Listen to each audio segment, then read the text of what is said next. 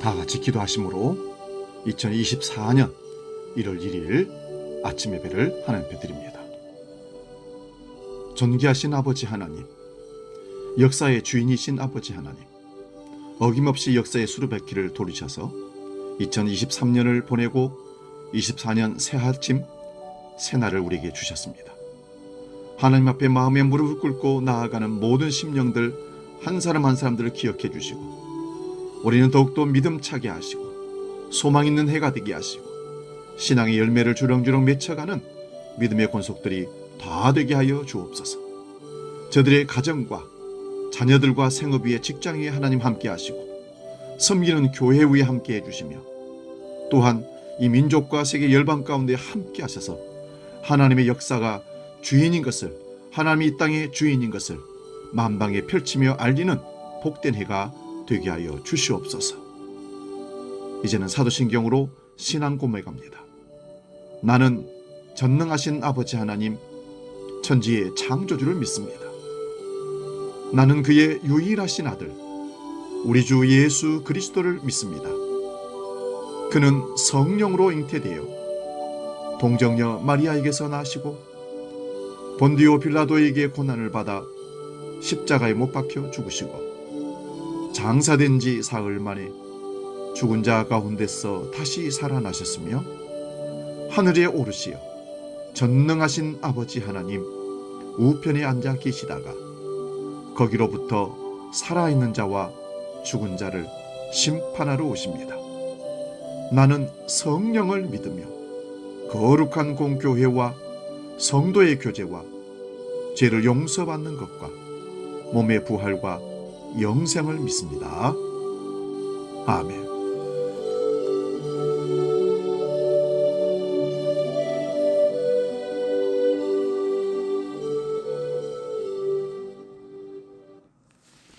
찬송가 550장 시온의 영광이 빛나는 아침, 함께 찬송합니다.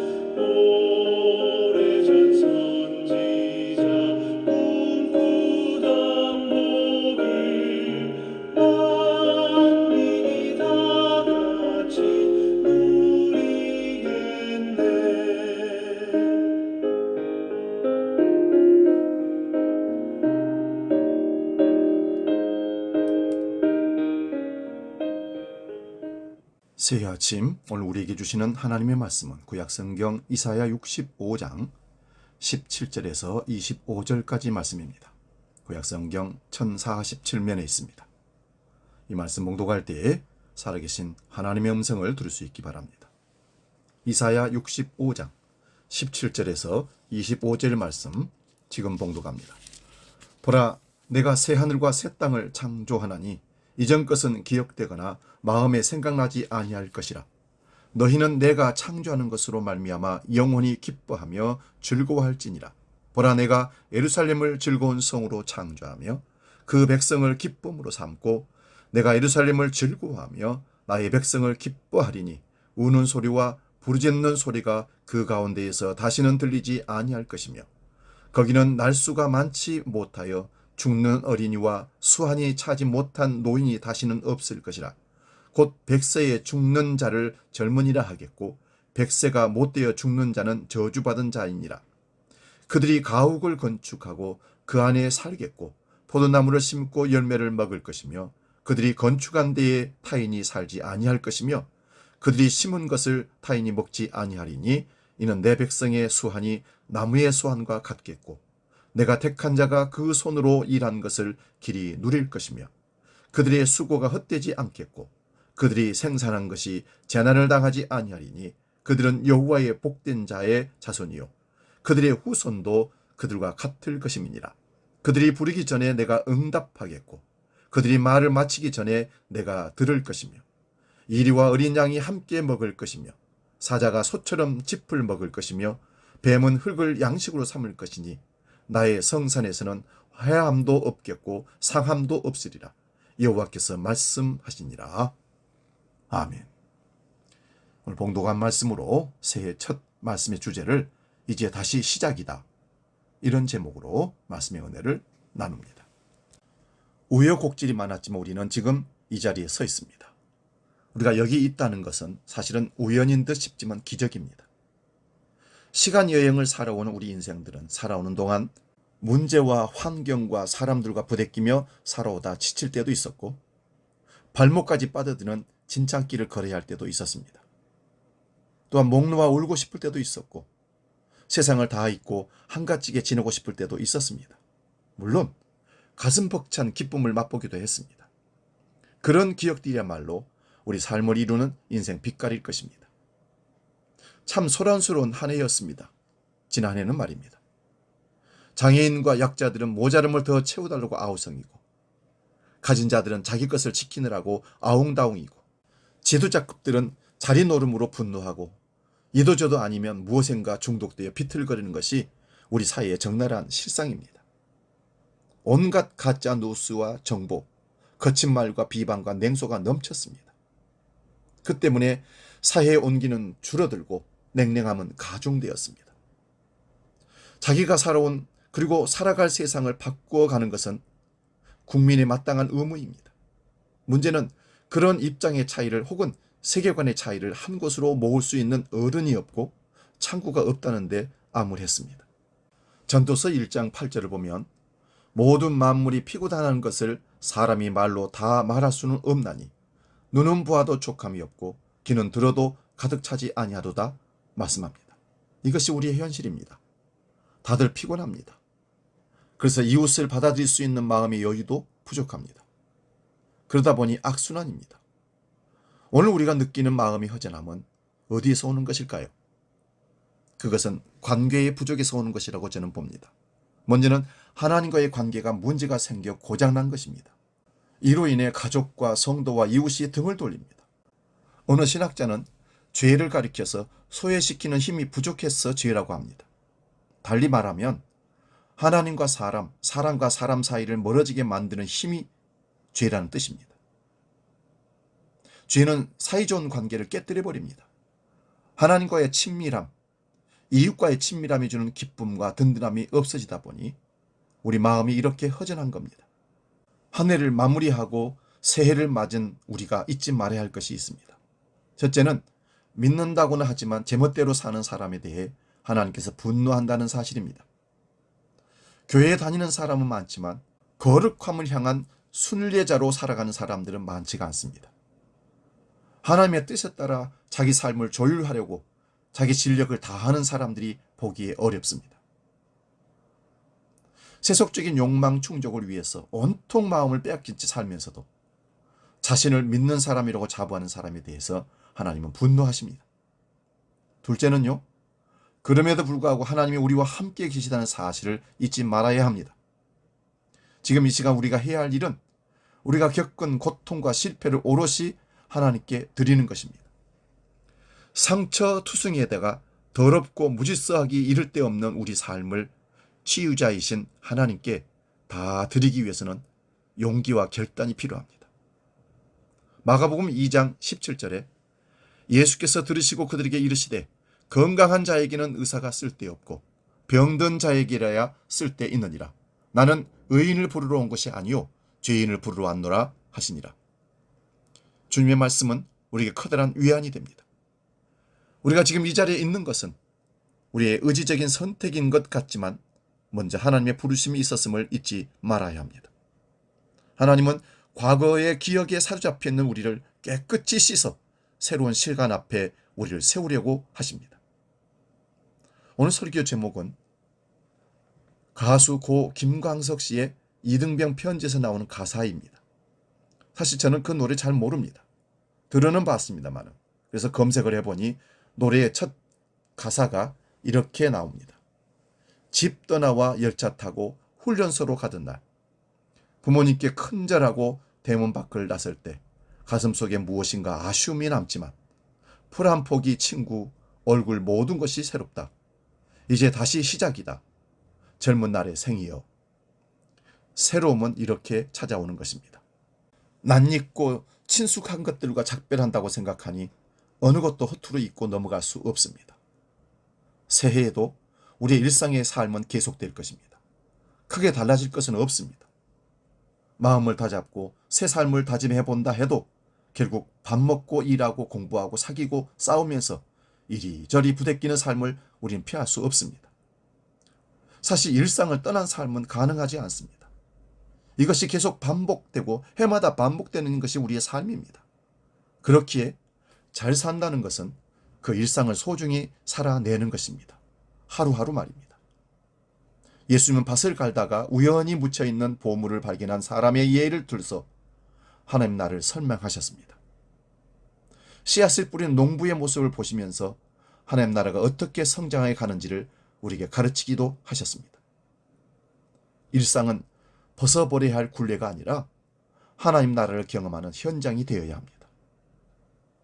오늘 본문은 바벨론의 포로로 잡혀가 살다가 고국으로 귀환한 공동체가 겪었던 삶을 배경으로 합니다. 지긋지긋한 포로 생활만 벗어나면 행복할 거라고 생각했지만 현실은 그렇지 못했습니다. 묵은 밭을 일굴고 무너진 도성을 다시 세우기 위해 진땀을 흘려야 했고 적대적인 시선과 공격에 맞서야 했습니다. 그리고 제국들이 부과한 세금은 가혹했습니다. 희망은 달콤하지만 그들이 사는 현실은 쓰디쓴 그런 고통의 때가 많았습니다. 삶이 고달프고 인심이 각박해지기 마련이고 입에서는 원망의 말이 나오기 쉽고 급기야는 분쟁과 갈등 상황 속으로 빨려 들어갑니다. 그것이 포로에서 귀환한 이스라엘 공동체의 현실이었습니다. 그런데 이사야 선지자는 오늘 이렇게 말씀합니다. 본문 17절입니다. 보라, 내가 새 하늘과 새 땅을 창조하나니 이전 것은 기억되거나 마음에 생각나지 아니할 것이라. 예언자가 상기시키고 있는 것은 하나님의 존재입니다. 그는 땅의 현실이 너무 힘겨워 고개를 자꾸 숙이다 보니 하늘을 잊어버리고 살던 동족들에게 하늘빛을 한번 보라고 얘기합니다. 죄와 절망의 나락으로 추락을 거듭했던 영혼에게 하나님의 은총의 날개를 달아주는 것입니다. 삶이 힘겨우면 우리는 하나님을 잊기 쉽습니다. 흑암과 공허와 혼돈 속에서 빛을 이끌어내는 분을 잊으면 우리 삶은 곧 잿빛으로 변합니다. 하지만 우리가 어떤 일을 시작하기도 전에 하나님은 새로운 삶을 창조하십니다. 하나님은 역사를 새롭게 하시고 행복을 누리는 백성을 창조해 가십니다. 백성들이 해야 할 일이 있다면 그것을 기뻐하고 즐거워하는 것입니다. 하나님은 우리가 이 땅에 사는 동안 평화를 누리기를 원하십니다. 평화는 우리의 꿈이기도 하지만 하나님의 꿈이시기도 합니다. 오늘 본문에는 평화라는 단어가 나오지 않지만 성경의 어떤 곳보다도 평화에 대해서 잘 설명해 주고 있습니다. 우리가 평화를 히브리어로 샬롬이라고 합니다. 샬롬의 세상은 모든 사람이 각자에게 부여된 삶의 몫을 성실히 살아내는 세상입니다. 어린아이도 노인들도 잘 돌봄 받는 그런 세상 말입니다. 굶주림과 영양실조로 목숨 잃는 사람이 없는 이런 세상이야말로 평화의 샬롬의 세상입니다. 강대국들이 전쟁을 위해 사용하는 군비의 일부만 돌려도 제3세계의 어린이들과 노인들이 인간적인 삶을 영위할 수 있습니다. 하지만 강도국들의 호의를 기다리기보다는 평화를 여번하는 우리 서민들이 먼저 그 일을 시작해야 합니다. 그들의 아픔을 함께 아파하고 그들의 필요를 채워주기 위해서 우리 욕망을 절제할 때 평화의 뿌리는 깊어질 것입니다. 평화로운 세상은 또한 사람들이 모두 자기 수고의 열매를 누릴 수 있는 세상이기도 합니다. 자기가 지은 집에서 가족들이 오손도손 살고 자기가 가꾼 포도나무에서 열매를 거둬 먹는 세상 말입니다. 남의 것을 빼앗아 지 배를 채우는 사람들이 이 세상에서는 없어져야 합니다. 절제를 모르는 욕망에게 내 삶을 넘겨주지 말아야 합니다. 욕망은 우리에게서 이웃을 뺏어가기도 합니다. 이웃이 사라진 세상은 온기가 없는 세상입니다. 소박한 행복을 꿈꾸는 것이 결코 사치가 되지 않는 세상. 서민들이, 노동자들이 자긍심을 가지고 살 수 있는 세상. 청소년들과 약자들이 자기 꿈을 펼치기 위해 노력하고 어린아이들의 해맑은 웃음소리가 들려오는 세상은 우리 꾸미기에 앞서 하나님의 꿈입니다. 우리는 이런 세상의 길잡이가 되라고 먼저 부름을 받았습니다. 우리 이웃들이 잘 살기를 진심으로 바랄 때 평화 세상은 다가옵니다. 진실한 바람은 염원으로 그치는 것이 아니라 그를 위해서 뭔가를 우리가 작은 것부터 시작하는 것입니다. 새해 2024년에는 우리 모두 가까운 사람들이 잘 살 수 있도록 뭔가를 시작할 수 있었으면 좋겠습니다. 평화 세상을 향한 하나님의 꿈에 우리가 응답할 때 어떤 일이 벌어질까요? 이사야 선지자는 이렇게 말씀합니다. 본문 24절입니다. 그들이 부르기 전에 내가 응답하겠고 그들이 말을 마치기 전에 내가 들을 것이며. 하나님과 우리 사이가 이러면 얼마나 좋을까요? 이리와 어린 양이 함께 풀을 먹는 세상, 사자가 소처럼 여물을 먹고 뱀이 흙을 먹이로 삼는 세상, 서로 해치거나 상하게 하는 일이 없는 세상은 분명 우리 현실이 아닙니다. 이상입니다. 꿈입니다. 바람입니다. 현실이 아니기에 꿈은 더욱 소중합니다. 믿음이란 바라는 것들을 실현해 가는 것이고 눈에 보이지 않는 것들을 보이게 만드는 것이 믿음입니다. 믿음의 사람들은 그렇기에 용기의 사람이라고 말할 수 있습니다. 중호 대신 사랑을 택하고 죽음 대신 생명을 의지해야 합니다. 어둠 대신 빛을 택하고 악함 대신 선을 택해야 합니다. 우리는 쉽지 않는 길로 초대를 받은 사람들입니다. 주님은 마태복음 7장 14절에서 생명으로 인도하는 문은 좁고 길이 협착하여 찾는 이가 적음이라 말씀하셨습니다. 새해에는 우리 주한 성도들이 비상한 용기를 가지고 주님의 길을 걸었으면 참 좋겠습니다.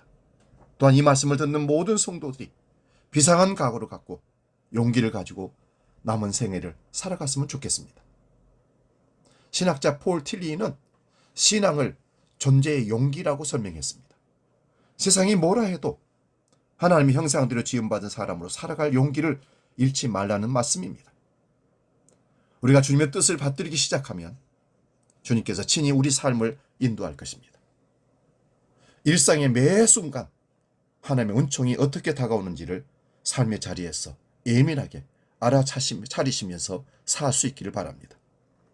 더 많이 감탄하고 더 많이 감사하며 삽시다. 이웃의 손을 잡아주기 위해 한 걸음 더 이웃에게 다가섭시다. 불의에 대한 기쁜 침묵에서 깨어나 의로운 세상을 열기 위해 땀을 흘리며 삽시다.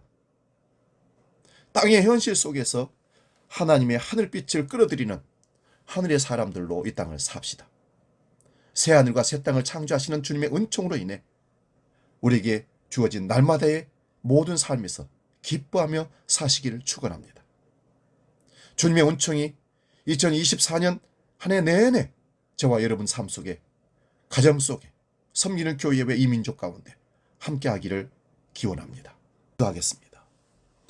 2023년 한 해 동안 풍성한 은혜를 채우시고 인도해 주셨음을 감사드리고 부족하고 어리석어도 개의치 않으시고 믿음으로 서가는 우리를 긍휼히 여기셔서 곁에 두시며 보살피신 하나님의 은총을 기억하고 감사하며 2024년 새해를 바라봅니다. 존재의 용기로 이제 다시 시작하는 주의 백성들에게 하늘 은총을 더하시어 2024년에는 더욱 하나님의 찾으시는 열매를 올려드리는 우리 주한 모든 성도들, 또한 이 말씀을 경청하는 모든 주의 복된 백성들 되도록 붙들어 주옵소서. 이를 행하시는 여호와, 그것을 만들며 성취하시는 여호와, 그의 이름을 여호와라 하는 이가 이와 같이 이르시도다. 너는 내게 부르짖으라. 내가 내게 응답하겠고 네가 알지 못하는 크고 은밀한 일을 내게 보이리라 하심을 믿고 기도하는 생명 공동체가 되도록 인도하여 주시옵소서.